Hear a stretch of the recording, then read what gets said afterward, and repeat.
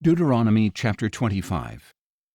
If there is a dispute between men, they are to go to court to be judged, so that the innocent may be acquitted and the guilty condemned.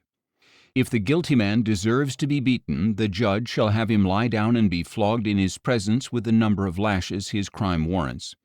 He may receive no more than 40 lashes, lest your brother be beaten any more than that and be degraded in your sight.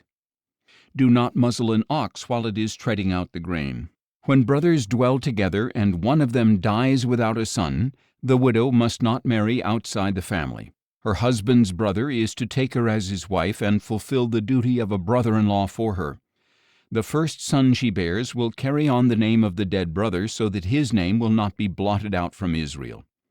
But if the man does not want to marry his brother's widow, she is to go to the elders at the city gate and say, "My husband's brother refuses to preserve his brother's name in Israel. He is not willing to perform the duty of a brother-in-law for me." Then the elders of his city shall summon him and speak with him. If he persists and says, "I do not want to marry her," his brother's widow shall go up to him in the presence of the elders, remove his sandal, spit in his face, and declare, "This is what is done to the man who will not maintain his brother's line."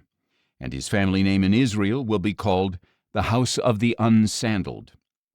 If two men are fighting, and the wife of one steps in to rescue her husband from the one striking him, and she reaches out her hand and grabs his genitals, you are to cut off her hand. You must show her no pity.